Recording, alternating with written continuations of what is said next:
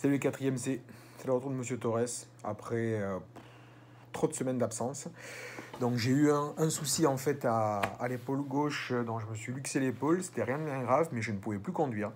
Je me suis un peu battu contre mon médecin pour pouvoir revenir. J'ai pas pu, ce qui m'a un peu, comment dire, un peu énervé. Hein, voilà. Alors je sais que vous avez été super ravis et tout. Ouh, Monsieur Torres n'est pas là, ouh, c'est la fête et tout, trop bien, on finit plus tôt. Et ça c'est normal, hein, je vous en veux pas du tout, c'est cool, hein, tant mieux pour vous. Moi ça m'a un peu, un peu fait frétiller quand même. Voilà. Donc je reviens auprès de vous avec une vidéo qui j'espère sera pas trop longue, 5-6 minutes, pour vous éclaircir un petit peu les consignes, les documents qui vous ont été distribués vendredi avant les vacances. Ok. Donc, je vous rappelle que nous sommes dans le chapitre 2, moraliste et libertin. Et nous étions à peine dans le document 1 avec vous, cher 4ème C. Voilà. Donc, le document 1, vous vous souvenez, c'était donc d'abord un documentaire vidéo sur l'affaire des poisons, puis je vous ai distribué une lettre de Madame de Sévigné, une autrice française, 17e siècle, okay, dans laquelle elle raconte l'exécution de la Brinvilliers. Et là, vous avez été distribué par les surveillants une nouvelle lettre de Madame de Sévigné, une petite lettre. Voilà. Vous avez été distribué aussi mon cours, tapé petit format, voilà, photocopié. Et vous avez été distribué un troisième document, une fable de La Fontaine, Le loup et le chien. Ça, c'est le document 2 du chapitre 2. Je vous en parlerai un petit peu plus tard dans la vidéo. D'abord, terminons le cours sur le document 1. Ok. Donc, je vais quitter, mes yeux vont quitter la caméra, passer sur mon écran. Donc, dans le document 1, l'affaire des poisons, magie contre raison, on avait fait l'intro, pas de souci. On avait fait le grand 1, c'était l'activité avec le documentaire, la vidéo, ok, très bien. Le document, dans le document 1, le grand 1, donc, ok, une affaire de sorcellerie. Le grand 2, le registre de la lettre.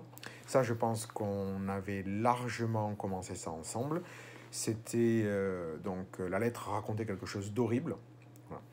Donc l'exécution, la torture de la marquise de Brinvilliers, mais Madame de Sévigné le racontait sur le registre comique.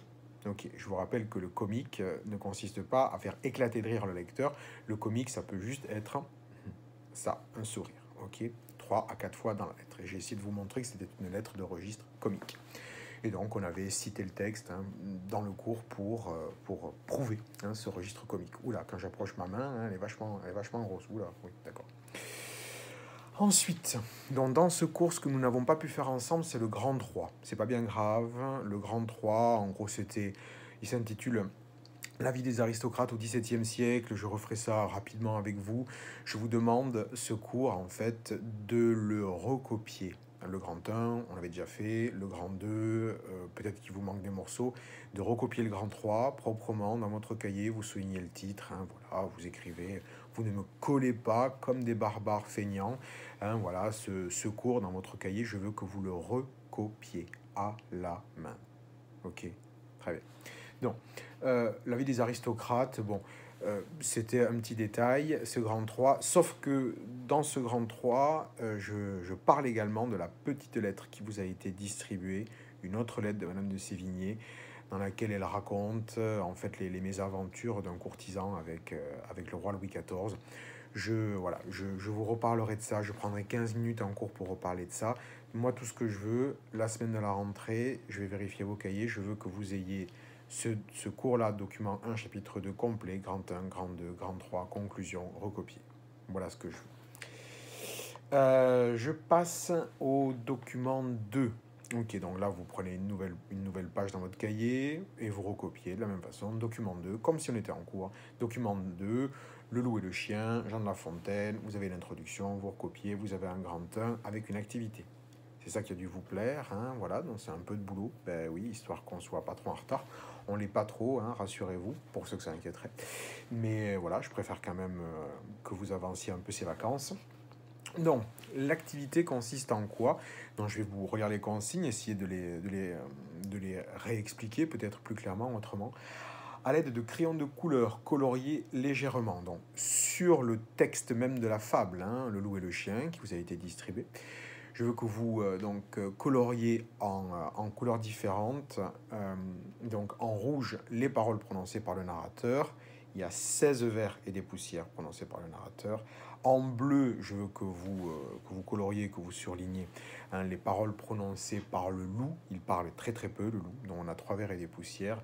Et en jaune, je veux que vous coloriez, que vous surlignez voilà, les paroles prononcées par le chien. Ce qui fait que normalement, quand vous allez arriver, quand on va se retrouver à la rentrée, le document 2, hein, voilà, la fable, elle sera elle sera intégralement coloriée. Donc majoritairement en rouge et en jaune, avec un petit peu de bleu. Ok. Donc faites pas ça trop appuyé hein, comme des brutes, hein, parce que si jamais vous vous gourrez, il faut pouvoir gommer et puis mettre la couleur, la bonne couleur. Hein, d'accord. Ensuite, je vous ai mis des questions. Ok. Donc je vais vous les lire. Pourquoi le loup n'attaque-t-il pas le chien?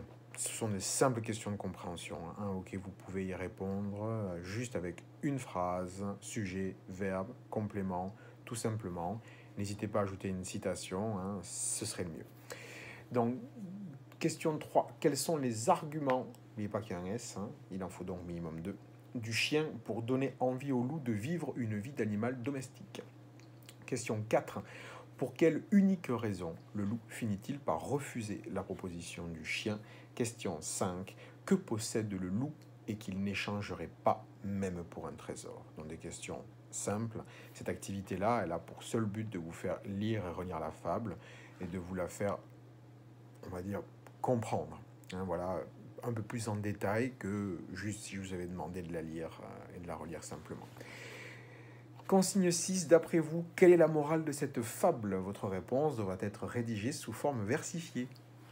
Et j'étais content de ça. Ouais, je pense que ça va vous faire galérer un petit peu. Ouais, c'est pas plus mal. Hein. Vous avez que ça à faire. Hein. Après tout, c'est les vacances.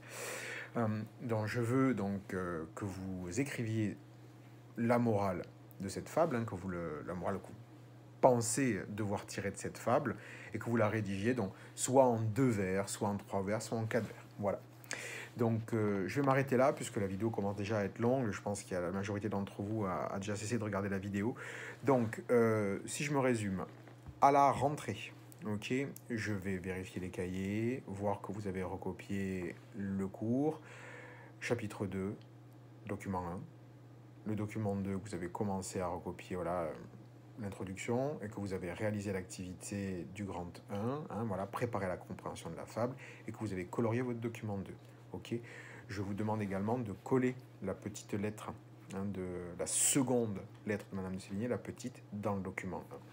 Voilà les enfants.